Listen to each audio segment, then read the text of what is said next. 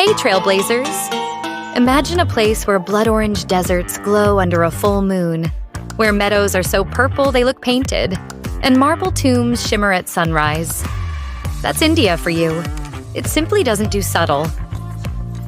In the next few minutes, we're going to sprint across glaciers, sail through ancient mangroves, and step inside temples where every single stone seems to sing a story. Are you ready? Because we're about to rank the 10 most breathtaking places you absolutely have to see on this incredible subcontinent before you kick the bucket. Welcome to Mystic Trails. India is an absolute feast for the senses, in the best possible way, of course. One moment, you're playfully dodging monkeys on the edge of a cliffside monastery, and the next, you're peacefully sipping sweet chai as reflections of an opulent palace ripple softly in a serene lake. We've deliberately mixed royal cities with cloud-kissing valleys, vast salt deserts with vibrant coral reefs, to give you the full, dazzling color wheel of what this country has to offer. No long, drawn-out history lessons here. Just the essential facts you need to know. The perfect months to plan your visit, and that one iconic shot you simply can't leave without capturing. Kicking off our countdown at number 10, we have the ethereal Valley of Flowers. Just picture it. 87 square kilometers of pure neon blossoms nestled snugly between towering, jagged Himalayan walls. For a good 8 months of the year, this wonderland lies buried deep under a blanket of snow. But from July to early September, it absolutely erupts into a riot of color. Think brilliant blue poppies, rare brahmakamals, and countless tiny daisies carpeting the ground like vibrant confetti. Trekkers typically start their journey from Govind Ghat, then embark on a challenging climb up 3,600 meters, often camping overnight at Gangaria. The altitude? Yeah. It'll probably have you huffing and puffing like an old steam train. But trust me, the payoff is a meadow so incredibly fragrant that even your clothes will carry that floral scent for days afterward. For that perfect snap, try a low-angle shot with the meandering Pushpawati River snaking through that explosion of color, with the majestic peaks mirrored perfectly in the water. Aim for mid-August for the peak bloom, but seriously, book your lodges way in advance. Only 600 lucky visitors are allowed inside this UNESCO park each day. Drifting down to number 9, we swap mountains for mangroves and enter the tranquil labyrinth of the Kerala Backwaters. Picture this: 1,000 kilometers of shimmering canals, lakes, and lagoons, all fringed with leaning coconut palms. Here, life slows down to the pace of a gliding houseboat, or a kedovalam, as they're known. Interestingly, these giant wooden vessels were originally used to haul rice and spices and are traditionally built without a single nail, stitched together entirely with coir rope. As you drift, the air is thick with the scent of fresh fish curry and damp earth, punctuated by the flash of a turquoise kingfisher diving for its lunch.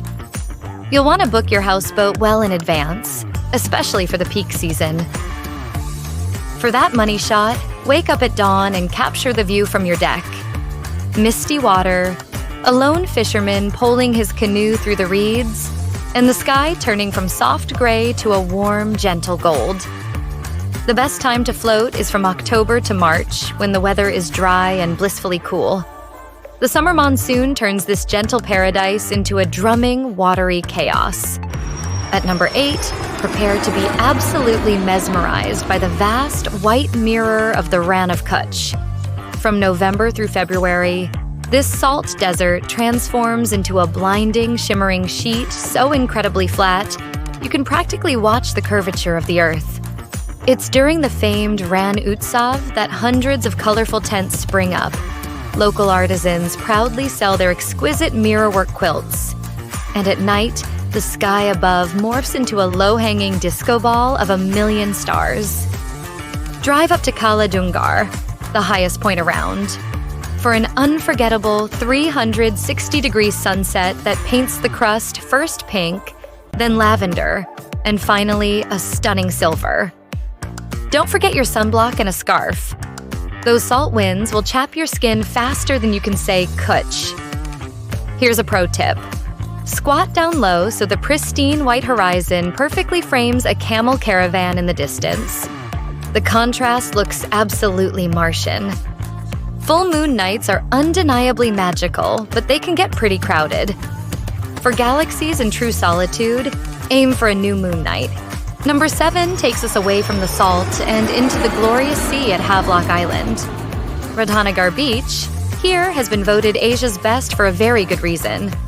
We're talking powder-soft sand, water the color of a melted lime popsicle, and sunsets that literally set the sky ablaze.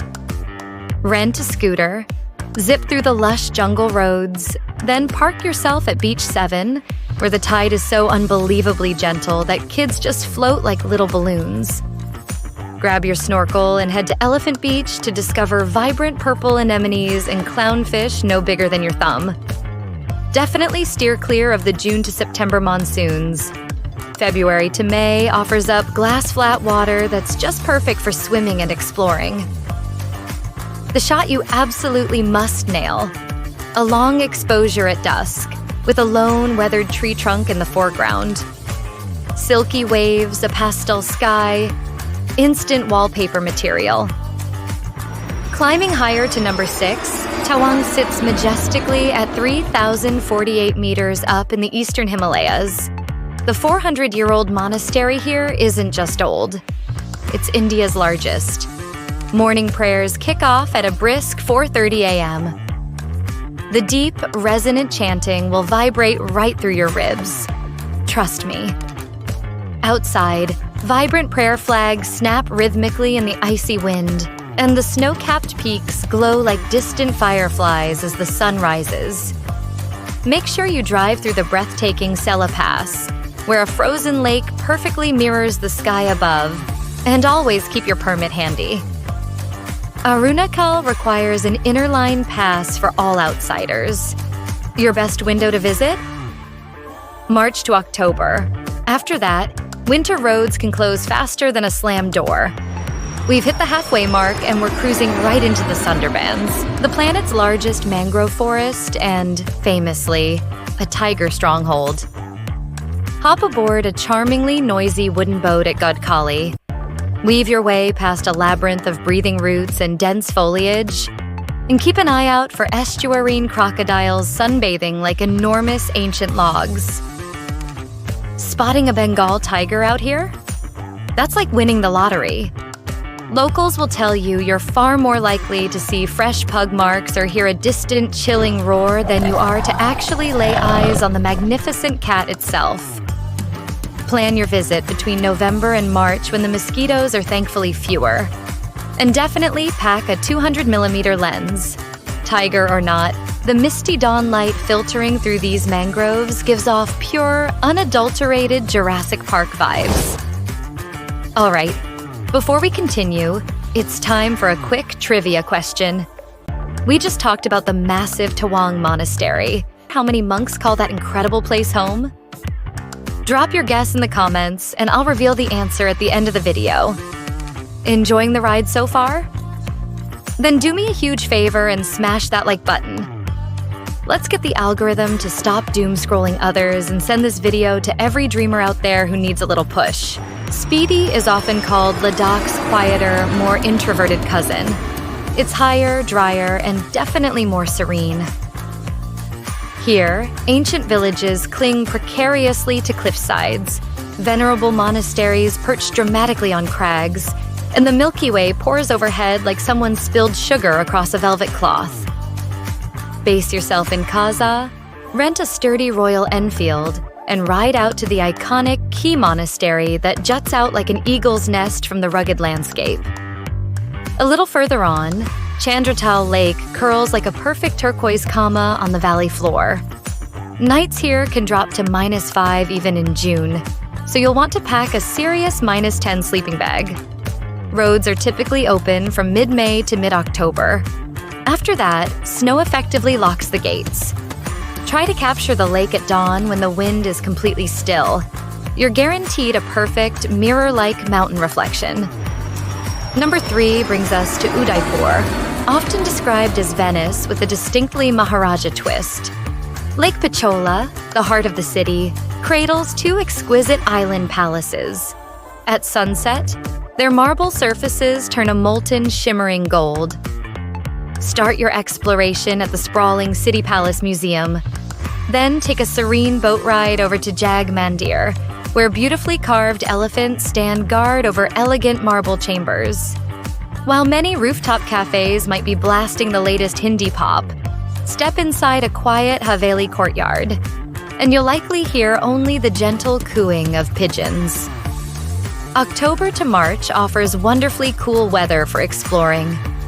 April, however, can feel like you're standing inside a giant tandoor oven. For that quintessential photogenic moment, frame the iconic Taj Lake Palace. A runner-up, and let's be honest, the postcard every grandmother instantly recognizes, the Taj Mahal. Emperor Shah Jahan built this breathtaking white marble ode to eternal love after his beloved Mumtaz passed away. Craftsmen painstakingly used 28 different types of precious stones, many of which were sadly looted by the British much later. Your best bet? Head to the East Gate at dawn. The first 200 visitors get that coveted sunrise entry without the jostling crowds. Walk along the reflecting pool, watch as the majestic mausoleum blushes a soft peach, then ivory, before finally gleaming a blinding white. Guides absolutely love to cup their hands over the intricate inlaid flowers, showing how the petals seem to glow when backlit. Don't be shy. Embrace the cliché. It genuinely works. Just a heads up. The site is closed on Fridays, so plan your visit around that. Or you'll be staring at red sandstone walls from locked gates. Number 1 is something truly extraordinary: the living root bridges of Meghalaya. This gem somehow missed the initial research list, yet these natural wonders utterly outrank every postcard cliché you can imagine. Deep within the dense rainforests, the ingenious Khasi villagers have, for centuries, been training the roots of rubber trees across streams. Over time, these roots fuse together, forming incredibly strong living bridges. Some are over 180 years old and can comfortably carry 35 people. To experience this, trek from Cherrapunji down to the famous double-decker bridge at Nongriat. It's about 3,000 stone steps down a dripping gorge, with colorful butterflies zigzagging around you like animated confetti. Consider staying in a charming bamboo homestay. You'll wake up to the distinct sound of cicadas drilling the air. October offers clear skies, lower river levels, and the lushest foliage you've ever seen. No drone needed here. Shoot at 24 millimeters from the bridge deck itself, with the moss glowing neon under the cloud-filtered sun. This, my friends, is raw, breathing, organic architecture, undeniable proof that when humans and nature truly collaborate, the resulting beauty absolutely beats marble every single time. India truly refuses to fit neatly into any top 10 box. Each state could easily spit out its own incredible list and still leave you absolutely wanting more. But tick off these 10, and I promise you'll have salt on your shoes, the crisp Himalayan wind in your hair, palace reflections dancing in your pupils, and maybe, just maybe, a tiger's distant roar echoing in your memory long after you've flown back home. Oh, and the answer to our trivia question. Tawang Monastery is home to about 450 dedicated monks. Let me know if you got it right. So, which one fires your imagination the hardest? A sunrise over pristine marble, or those incredible roots knit by villagers? Tell me below, and if you loved this journey, please like, share, and subscribe to Mystic Trails. Catch you on the next trail.